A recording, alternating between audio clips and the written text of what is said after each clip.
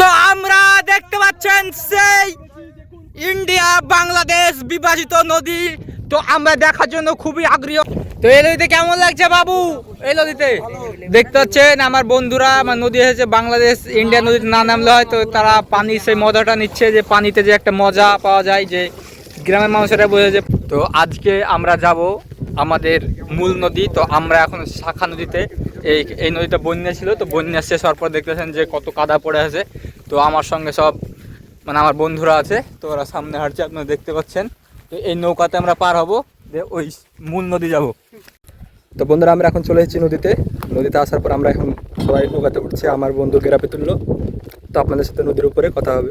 এখন আমাদের আব্বাস মাঝি পার করছে আমাদেরকে, দেখতে পাচ্ছেন। তো বন্ধুরা আপনারা লাইক করতে থাকুন, আপনাদেরকে দেখাবো আমরা। তো আপনাদেরকে একটু সাক্ষাৎ করাই মাঝি ভাইয়ের সাথে। মাঝি ভাই, আপনার যে নৌকাটা পার করেন এক্সপিরিয়েন্স কেমন বলেন? নাইস, গ্রামে একটা আলাদাই মজা, যারা বিদেশ থেকে দেখছেন তারা আরো মজা পাবে। দেখতে থাকুন, আপনাদেরকে দেখাবো আমাদের ভিডিও। আমরা এখন নদী পার হয়ে গেছি।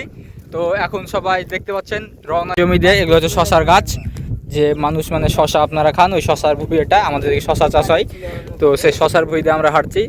তো শশার গাছ যেহেতু বড় হয়নি, তো ভুঁই দিয়ে হাঁটা হচ্ছে। এখন যখন বড় হয়ে যাবে হয়তো এই ভুঁই দিয়ে আর হাঁটতে দেবে না ভুঁইওয়ালা। তো আমরা আমাদের সেই নদী পার হয়ে, যে নদী যেতে হবে তার জন্য মাঠ পার হতে হবে একটা। তো কত সুন্দর পার হচ্ছে, এগুলো শশার ভুঁই, দেখতে পাচ্ছেন কত সুন্দর শশা ধরলাম। কোন লেয়াটা পার হচ্ছি দেখতে পাচ্ছেন। তো ছেলেপিলে খুবই আতঙ্কিত, এখানে অনেক পোকামাকড় থাকতে পারে বিষাক্ত, যেটাকে আমরা বলি জুক, আর বিভিন্ন সাপ থাকতে পারে, কারণ এগুলো হচ্ছে বানের পানি, কোনো মানে বন্যার পানি নয়। তো দেখতে পাচ্ছেন। তো এদিকে আছে দুটো ভুলাগার, আরও লেয়াটা পার হয়ে গেছে। এখন সবাই পাগুলো চেক করে নেবো, কারো পে জুক লেগেছে কিনা। সবাই পা চেক করছে, এখানে যে জুক বলা হয় অনেক রক্ত খেয়ে নেয়। তো আমার পাটা চেক করে নেবো, না সেরকম কোনো যোগ ফোগ লাগেনি, কেউই লাগেনি। তো আমরা যাচ্ছি সেই বড় নদী পদ্মা নদীতে ইসলাম। তো আবার অনেক দিন, প্রায় 4-5 বছর পর যাচ্ছি।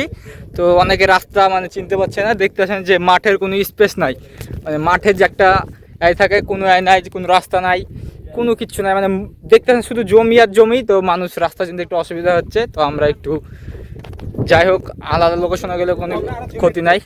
তো আমরা যে এই নদী পার হব, তো পার হওয়া আমাদের জন্য সম্ভব হলো না, কারণ এখানে অনেকটাই পানি। তো আমাদেরকে আরও কিছুটা দূরে যেতে হবে, যা প্রায় 15-20 মিনিট হাঁটতে হবে, কারণ ওই বড় নদী দেখার জন্য আপনাদেরকে দেখাবো। সে বাংলাদেশের যে বড় নদী, বাংলাদেশ আর ইন্ডিয়াকে যে বিভাজন করেছে, সেই বড় নদী আপনাদেরকে দেখাবো। তো আরিয়ান আছে আমাদের সাথে, মিজান আছে, তো তাদের অনেকটাই পানি হয়ে যাবে, তাদের একটু রিস্কের ব্যাপার হবে। তো আপনাদেরকে দেখাবো যে আমরা কতটা দূর দিয়ে যাই। উদ্দেশ্য একটাই, আপনাদেরকে আজকে আমরা বাংলাদেশ আর ইন্ডিয়াকে বিভাজন করেছে সেই বড় নদী দেখাবো। তো দেখতে পাচ্ছেন কতটা আমরা পাড়ি দিচ্ছি, কারণ ওই দিক দিয়ে আমাদের পার হওয়া সম্ভব হলো না, কারণ সাঁতারের ব্যাপার আছে, আমাদের কাছে অনেক পোশাকও নেই। তো ভিজে জ্বর সর্দি অনেকটা অসুখ হতে পারে। তো দেখতে পাচ্ছেন সব বাচ্চারা কীভাবে হাঁটছে, দেখতে পাচ্ছেন সে ঢালের জমি, অনেকটাই পায়ে ব্যথা হচ্ছে। কিন্তু আপনাদেরকে, আমাদের একটাই উদ্দেশ্য, আপনাদেরকে দেখাবো ইন্ডিয়া আর বাংলাদেশের যে বিভাজন করে সেই নদী। দেখতে থাকুন। মাছ মারে তাদের, দেখতে পাচ্ছেন মাছ মারার জন্য কতটা বেড়া দেওয়া হয়েছে নেটে। তো এখানে যারা এই নদীতে মাছ মারে, তারা রাত্রে বাড়ি যেতে পারে না, সেজন্য এই মাচার ভিতরে মানে অবস্থান করে। তো মাচাটাকে কি সুন্দর করে বানানো হয়েছে দেখতে পাচ্ছেন। তো এই মাচার ভিতরে থাকে তাদের যে পোশাকের লুঙ্গি, গেঞ্জি, বোতুল, কিছুটা লাড়া দিয়েছে তলে। তো এইভাবেই তারা জীবনযাপন করে রাত্রে। রাস্তা দিয়ে হাঁটছে, এই রাস্তাটা খুব সাধারণ রাস্তা নয়, আপনাদেরকে দেখাচ্ছি কিসের জন্য বললাম সাধারণ নয়, যে এই শামুকগুলো দেখতে পাচ্ছেন, শামুক যদি ভেঙে পায়ে ঢুকে যায় তো অনেকটা ইনজুরি হতে পারে। তো যে দেখতে পাচ্ছেন কি ভয়ঙ্কর লেভেলের শামুক। তো এই শামুক যদি পায়ে একবার ঢুকে যায় তো আপনার যে ইনজুরি হবে আপনি নিজেই জানতে পারবেন, অনেকটাই মানে খুব চাপ দিলে ভেঙে যাবে শামুক। তো আমরা দেখতে পাচ্ছেন সেই ইন্ডিয়া বাংলাদেশ বিভাজিত নদী। তো আমরা দেখার জন্য খুবই আগ্রহ।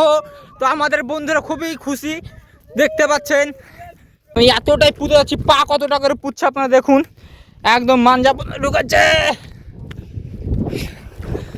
তো সেই নদী ইন্ডিয়া বাংলাদেশ নদী আপনাদের দেখানোর চেষ্টা করব, আপনারা দেখতে থাকুন। দেখতে পাচ্ছেন ওই পারে আর 1 কিলোমিটার পরে হচ্ছে ইন্ডিয়া, আর আমি এখন যে নদীতে আছি এটা হচ্ছে ভারতের এই পারে, আর ওটা হচ্ছে ইন্ডিয়া, মানে নদীর ওই পার থেকে আর 1 কিলোমিটার যেতে হবে। এটা হচ্ছে বড় নদী। তো বাবু আপনি কিছু বলেন এই বড় নদী সম্পর্কে। আপনি এখন যেখানে আছেন ইন্ডিয়াতে না বাংলাদেশে? এখন হচ্ছে ভারতে। এখন আছি ভারতে। তো আপনারা যে এই নদীটা পার হলে, নদীটা পার হয়ে কত যেতে হবে বর্ডার? ওই যেতে হবে খুব জোর 10 থেকে 15 মিনিট লাগে। 10 থেকে 15 মিনিট পরে সেই বাংলাদেশ। আমি এখন যেখানে দাঁড়িয়ে আছি এটা হচ্ছে সে বাংলাদেশ ইন্ডিয়া বিভাজিত নদী। ওই পারে হচ্ছে বাংলাদেশ। প্রায় আপনার 10 থেকে 15 মিনিট হাঁটলে বাংলাদেশের সে বর্ডার পাওয়া যাবে। যে নৌকাটা চলাচল করছে এটা হচ্ছে ইন্ডিয়ার মধ্যে।